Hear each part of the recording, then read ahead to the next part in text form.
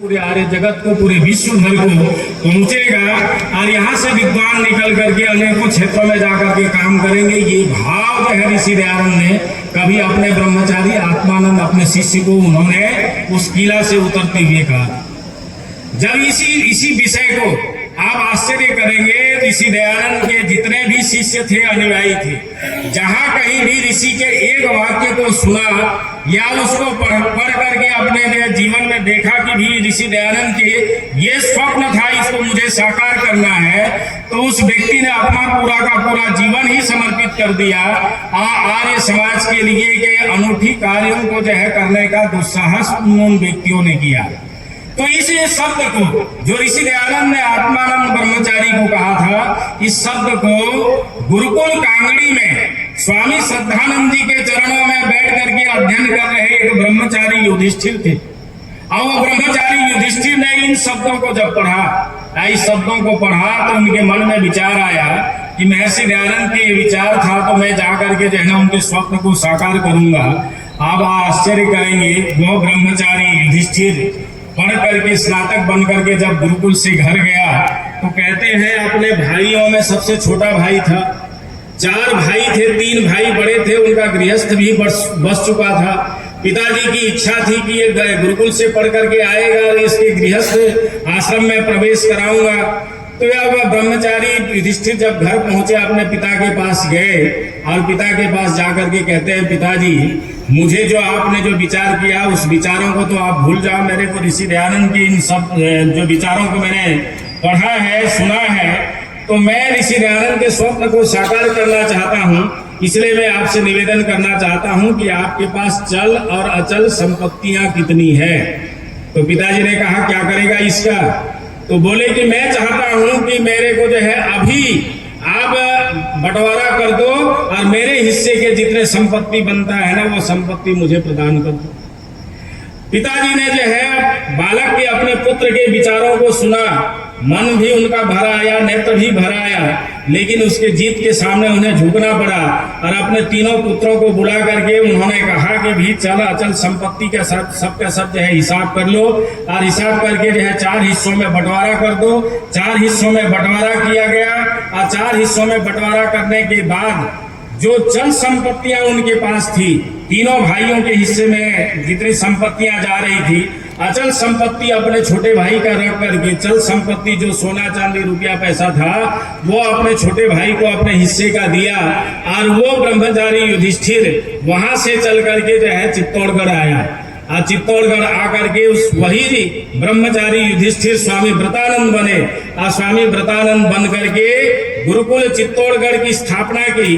आप आश्चर्य करेंगे, रेलवे स्टेशन के बिल्कुल बगल में 5 नंबर प्लेटफार्म के बाहर जब निकलेंगे बिल्कुल स्टेशन के दूसरे साइड में उन्होंने 60 बीघा जमीन उस जमाने में अपने पिताजी से जो प्राप्त संपत्ति था उससे ला करके उन्होंने वहां पे स्थान को क्रय किया और क्रय करके जो है गुरुकुल का निर्माण किया।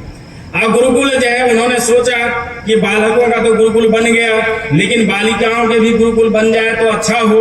अब आश्चर्य करेंगे कि देखो त्याग और तपस्या किस तरह से फलता फूलता है। इनके त्याग की चर्चाएं जो है वहां कहां तक पहुंचा।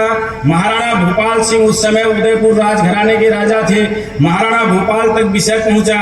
महाराणा भोपाल जो है यदा कदा चित्तौड़गढ़ आया करते थे।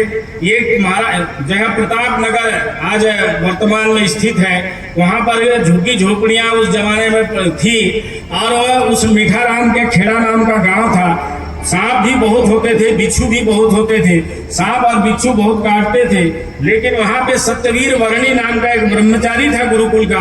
वो सत्यवीर वर्णी और जिस सन्यासी के सामने मुझे रह करके पढ़ने का, अध्ययन करने का और उनके आश्रम को संभालने का सौभाग्य प्राप्त हुआ, वो स्वामी स्वतंत्रानंद भी वहां पे अध्यापन के रूप में कार्य करते थे।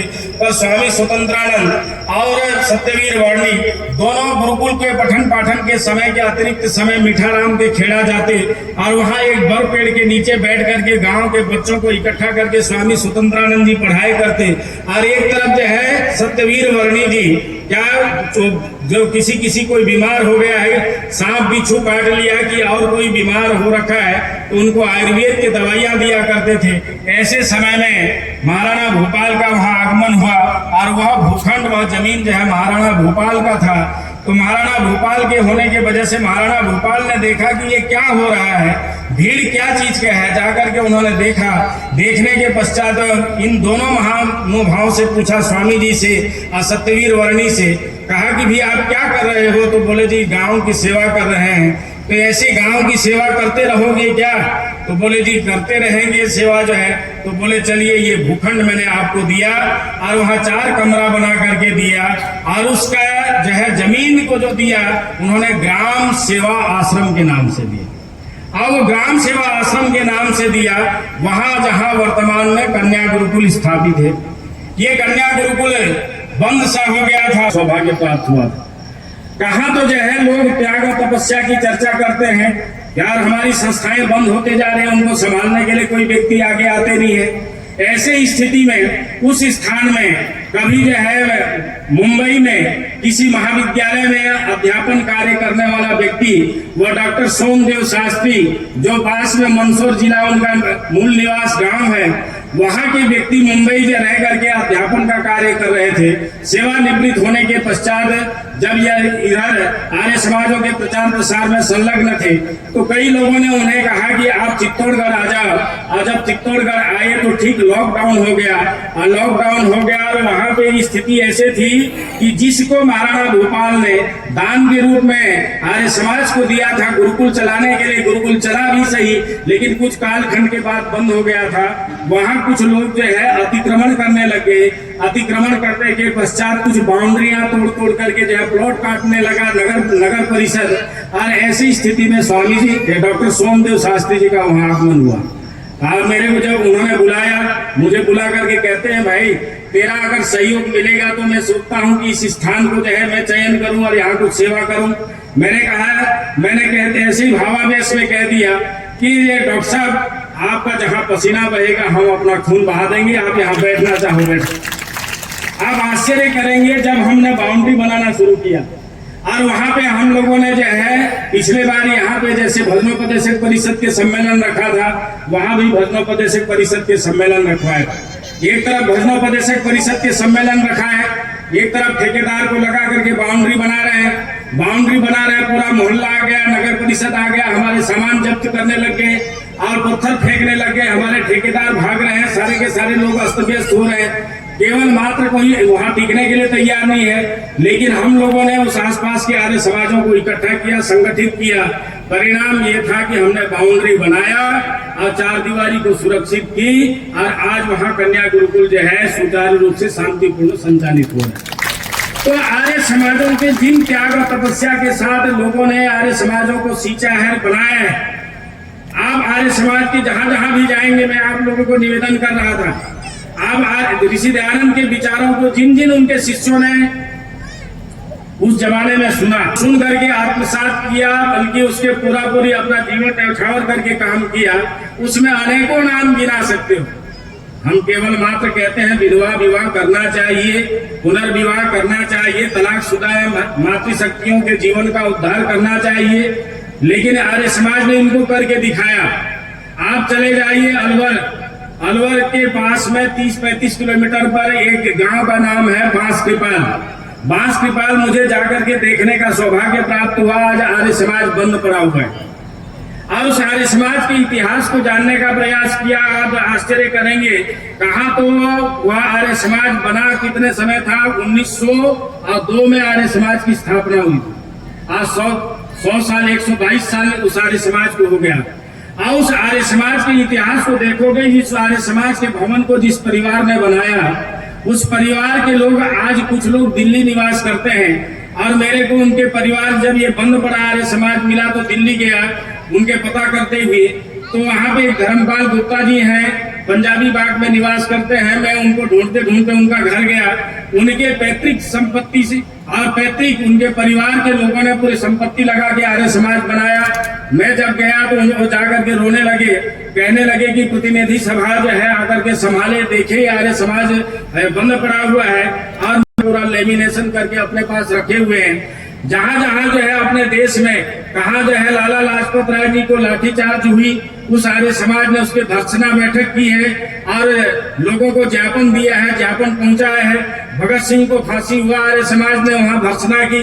आप जो है जितने भी महापुरुष, जितने भी जो है देश पर बलिदान होने वाले लोगों के साथ अत्याचार हुआ, हर अत्याचार के पीछे जो है आर्य समाज मीटिंग करके भर्त्सना किया है। कितना जो है सजग आर्य समाज था, और उसी आर्य समाज, उसी गुप्ता परिवार ने एक विधवा विवाह कर लिया, जिसके परिणाम स्वरूप अलवर के राजा ने उनको देश निकाला दिया। आदेश निकाला दिया तो सीताराम बाजार दिल्ली में स्थित है आर्य समाज, वहां जाकर के शरण लिया, लेकिन समझौता नहीं की और अपने पीछे नहीं हटे। और वो लोग अपने रास्ते में चलते रहे। वो विधवा विवाह जो किया था त्याग नहीं किया, राजा ने दबाव डाला लेकिन त्यागा नहीं। बाद में लोगों ने राजा के सामने कहा भी इतना बढ़िया पुण्य के काम किया। वो बच्ची तो मुश्किल से 5-6 वर्ष की थी तब विधवा हो गई थी, और उसके अगर मान लो विधवा विवाह कर लिया तो गलत किया गया, एक का जीवन बनाया। आपको तो राज सत्ता में कोई नियम बनाना चाहिए, ऐसा कोई काम करे तो प्रोत्साहित करना चाहिए। आपने उनके साथ गलत अत्याचार किया है। राजा झुका और फिर जाकर के उनको माफ किया, परिणाम स्वरूप वापस आए और वापस आकर के उस गांव को संभाला। तो ऐसे ऐसे त्याग और तपस्या आर्य समाज के जहां जहां कहीं भी मिलेंगे। आप कहेंगे केवल मात्र बड़े क्षेत्रों में या समृद्ध क्षेत्रों में, प्रबुद्ध वर्गों के क्षेत्र में ही आर्य समाज ने काम नहीं किया है। मैं आप लोगों को बता रहा था, उदयपुर में महर्षि दयानंद सत्यार्थ प्रकाश के द्वितीय संस्करण के काम कर रहे थे। वहीं पे जब सत्यार्थ प्रकाश के काम कर रहे थे तब लोगों ने बताया ये भीलों की दशा बहुत खराब है।